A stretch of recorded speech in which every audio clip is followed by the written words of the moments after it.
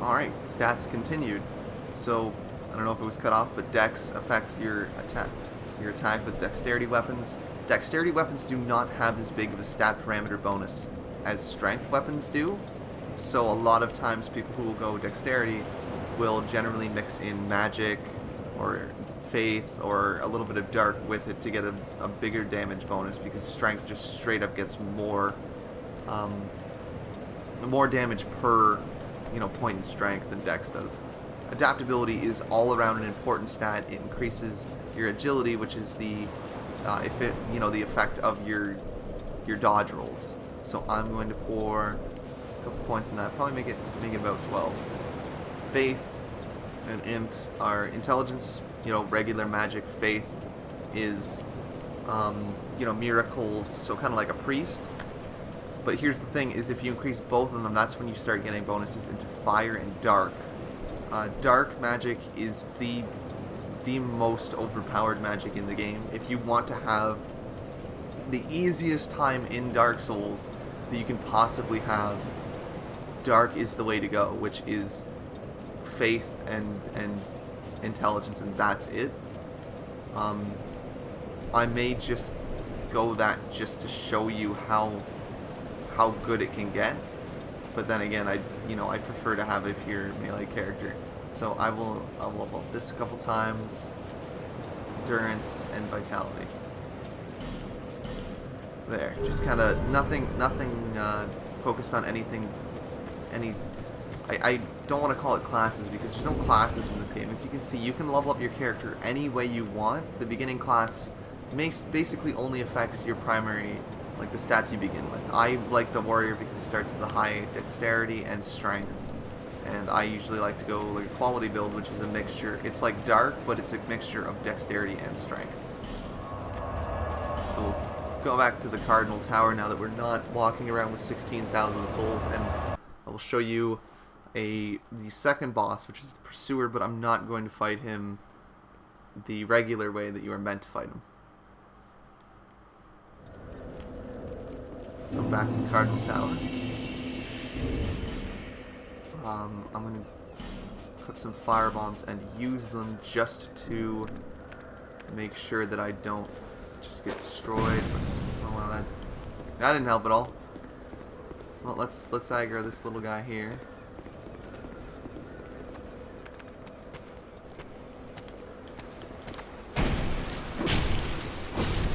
See, if you're a little bit more on the offense, on certain enemies, you can just kind of stagger them, and then they won't be able to attack.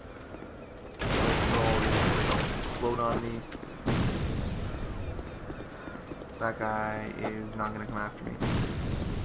Do I have some way of getting you? Bastards just throwing shit at me? I don't. Oh well.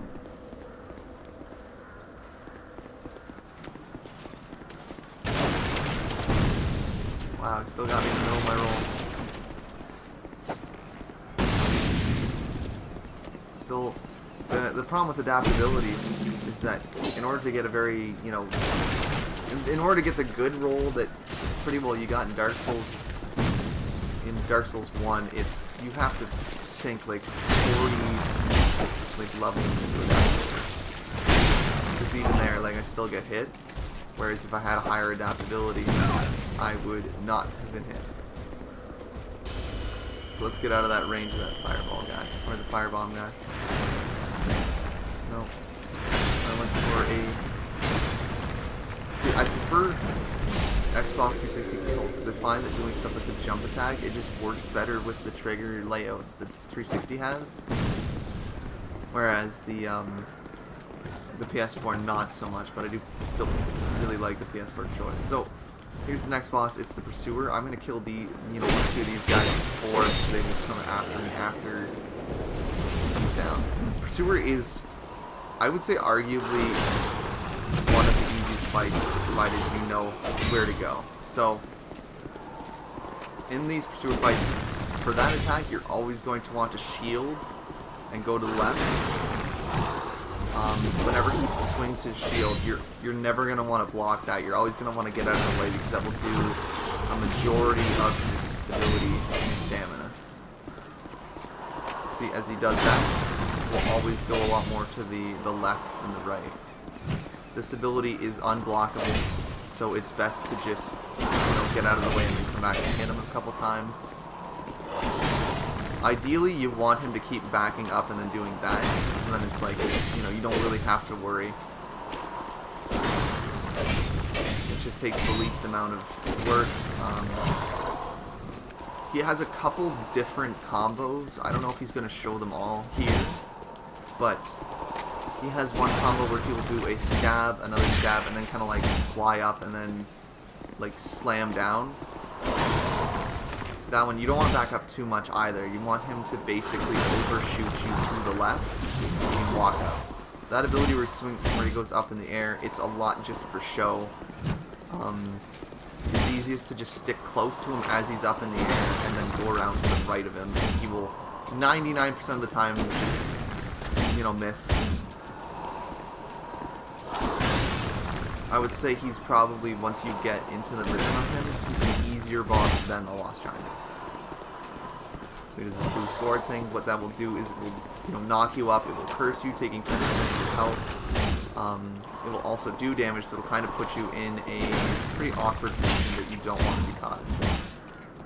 Now, you can parry the Pursuer, but I just generally don't want to try and parry something that's going to take a chunk of my health. But as you can see, overall, if you keep your head, without, I don't know where I was going with that. I think there's a saying with that. But if you keep a cool head, you don't really have to worry about just getting eaten alive by the Pursuer. Where the hell are they going? Oh, they're just jumping off. Well, I'm going back up then. Up here though, there's an Estus Flask. And as you saw, I got the Ring of Blades. Another good thing is if you're playing online and you're playing with some friends, do this instead of the normal boss fight, which I'll show you where he is later. Because as a Phantom, because he doesn't, as you saw, his health bar never came up as like the Lost Giant does. It never came up telling you it's the Pursuer. I fought him a lot like a regular enemy, and because of that, if you have a friend, they will get the exact same amount of souls as you do when killing him. So I got about 18,000, and your friend will also get 18,000 souls. So if it's also a really good way of getting a lot of souls in the beginning. Like if you just want to be like, okay, I've got an idea for a build, but I don't want to take a really long time leveling up my character just to be good. There we go.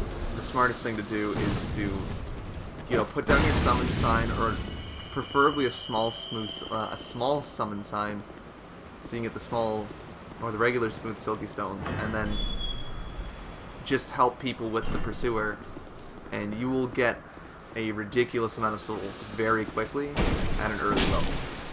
And it's not really an exploit. It's just that's how the game's set up for some reason. It was like that in the original game where the Pursuer give you 18,000, and it's in this game. So I would recommend using it.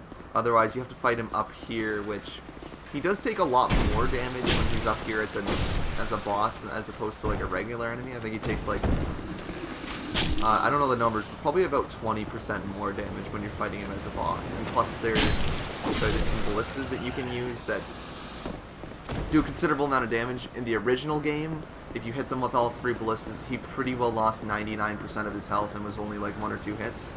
So like a good thing is to get a host, not the host preferably, but a Phantom to run him around the door there and then get him into the line of fire for the ballistas, and then that makes really quick work of him. So he really is an easier boss than the Lost Giant. Now we drop down here and we get basically our first heavy armor in the game. Of course, I think these guys are gonna just run after me. Like, look at this guy. He does not know what to do. We'll just go right here and poor guy.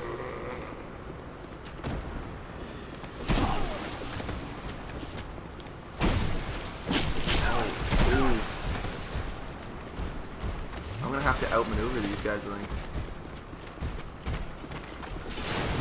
Oh, that jump saved me. So we'll get out of there, so we don't have to deal with them. And I think if I go far enough, they might run away. So kill that guy, kill this guy, and now that we've killed the Lost Giant, the Lost Giant gave us the Soldier Key, which opens this door. And if you don't want to cheese stuff with just a casting class, I would recommend this weapon, because this weapon is pretty well the equivalent of a dark, like the equivalent of dark for melee characters, because it just does so much damage. It staggers. It does. Overall, it's probably one of my favorite weapons. It is probably the weapon I'll use just to show you guys how ridiculous some of the weapons can get. Because a lot of it Dark Souls is you have to focus on a playstyle. You don't want to be putting your points in everything and anything, just because you'll find yourself at a disadvantage as opposed to people that have been focusing on certain things like strength or dex, or, you know, focusing entirely on magic, because they're just going to have just higher returns from their stats. So now for this weapon, the Grand Lance, I need 18 dex and 22 strength. So I don't think I will be able to completely use it yet, but I'll get pretty close, like 22 and 13. But that, and upgrade the flask, and that is the Force of the Fallen Giants. A pretty easy area.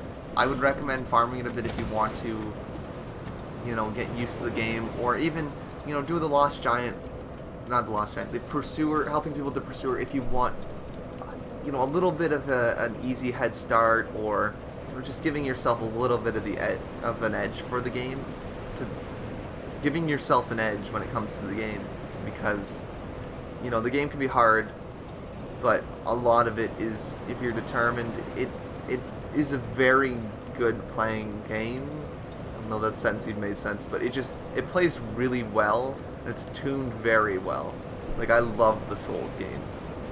So that was multiple parts for the Force of the Fallen Giant, and I will join you next time when we continue into the Hades Tower Flame, and that is the true test.